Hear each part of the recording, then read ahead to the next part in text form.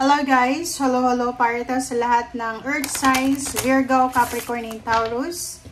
Welcome dito sa aking channel, Kapalaran 888. Welcome Earth signs.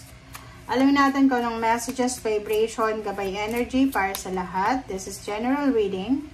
Okay? Tingnan natin Earth signs, Virgo, Capricorn, and Taurus kung ano ang message na para sa'yo. Angels. Wow! Angels, guides, archangels. So, these 2 days is April 10 to 11. Ikaw ay kumbaga meron kang angels, meron kang guides na malapit sa'yo. So, sinasabi ng bala sa'yo dito, Earth signs, na tawagin mo yung mga angels for help, for protection. Invoke angels, archangels, and guides sa 2 days na to.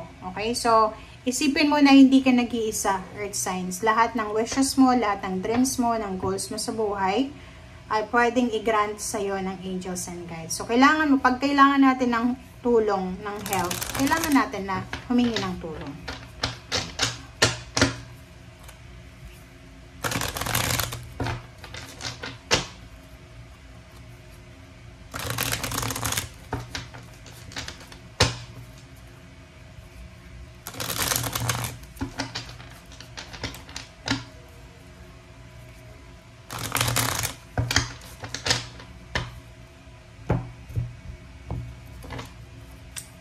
Okay, Earth signs.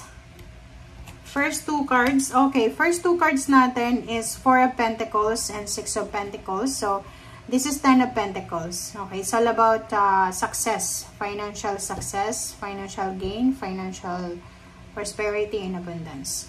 So, sinasabi ng bara sa'yo dito na Earth signs, kailangan mong i-manage yung finances mo ng maayos. As much as possible, wag tayong gastos ng gastos. Yung iba sa inyo dito, isa sa paraan kung paano nyo mababalanse yung pera mo ay pag-iipon ng pera. So, yung last maybe how many days? A few days ago, siguro maraming pera yung pumasok sa'yo. But ngayon, sinasabi ng barahan na kinakailangan mong maging matalino sa pag-spend ng pera. Kinakailangan mong maging matalino sa paghawak ng pera. Okay? Sa pagmamanage. Next card natin is 6 of Pentacles. Yung 6 of Pentacles dito ay sinasabi ng barahan na financial balance, prosperity, and abundance. So, kailangan mong, kumbaga yun na nga, kahit marami kang pera, kahit marami kang resources, unlimited resources ka, kailangan mo pa rin na maging wise sa pag-handle ng pera. Okay? Okay, Prince of Pentacles and 5 of Wands.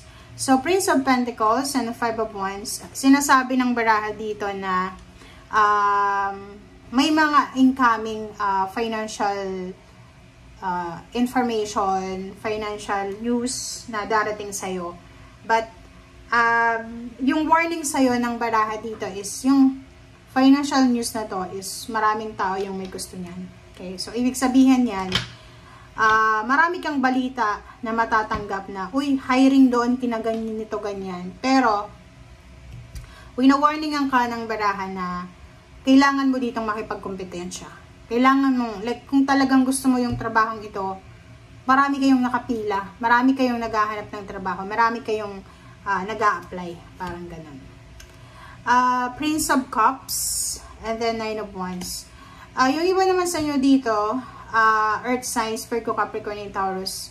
If you're single, looking for a relationship, pagod ka na sa paghihintay. Pwedeng may edad ka na, nasa below 50 years old ka ata, pero you're willing to have a relationship, still a relationship.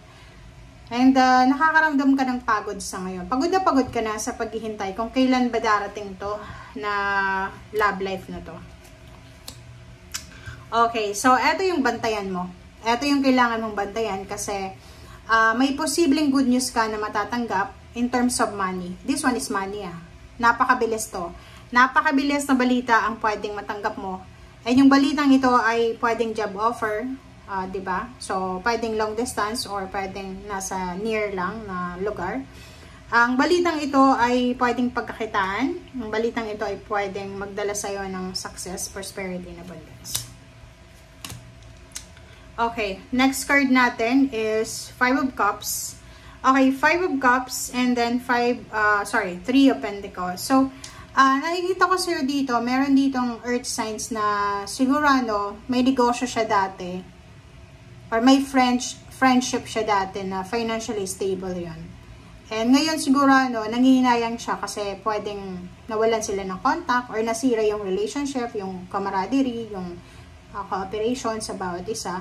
So ngayon medyo nagre-regret siya, 'di ba? Nangihinayang siya. So meron dito like yung iba sa inyo diyan, nangihinayang ka siguro sa negosyo na pinakawalan mo or sa trabaho na pinakawalan mo. Okay, so 9 of Swords and then the Hermit. So kung ano man yung rason, kasi meron ditong earth signs na hindi makatulog sa gabi. Hindi siya makatulog sa gabi. Pwedeng araw, gabi, yung nagtatry siyang matulog pero hindi niya magawa. Maybe insomniatic siya. Or pwedeng meron siyang iniisip, like financial or emotional. Maraming burdens, marami siyang kinikarry na burdens sa balikat niya. And nandito sinasabi na pag-isipan natin, kaya pag-isipan natin ng maayos, lahat ng solusyon, lahat ng actions, lahat ng gagawin natin simula sa araw na ito. And sa ilalim mo dito is 7 of Swords. Mag-iingat ka. Be careful, okay? Be careful sa mga choices, options, decision making na gagawin natin, earth signs. Be careful sa mga taong pwedeng pagkatiwalaan mo. Be careful doon sa pagtatago ng pera. Like yung savings natin. Kung gusto mo mag-save ng pera, dapat doon sa talagang sigurado ka. Hindi doon sa pwedeng mawala, pwedeng nakawin, ganyan, ganito. And if, for example, medyo overwhelmed ka kasi pwedeng nag-a-apply ka ng trabaho or nasa loob ka ng company, nagtatrabaho ka na, pero parang feeling mo ang sobrang higpit ng trabaho or napakahirap ng trabaho or pwedeng sa schedule o yung mga tao sa paligid mo, mahirap pakisamahan. Warning sa'yo ng barahan na kailangan mong maging matyaga. Magtyaga ka sa kung ano man yan.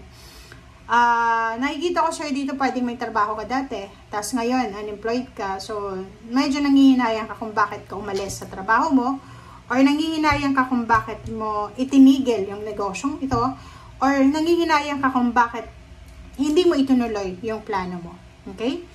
Basta, ang sinasabi dyan sa'yo ng baraha, kung hindi ka makatulog sa gabi, mag-pray ka. Kasi, may incoming dito financial new beginnings that turns out success or successful. Pero kailangan natin ng, kumbaga, maghintay. Okay? Thank you guys for watching. Bye!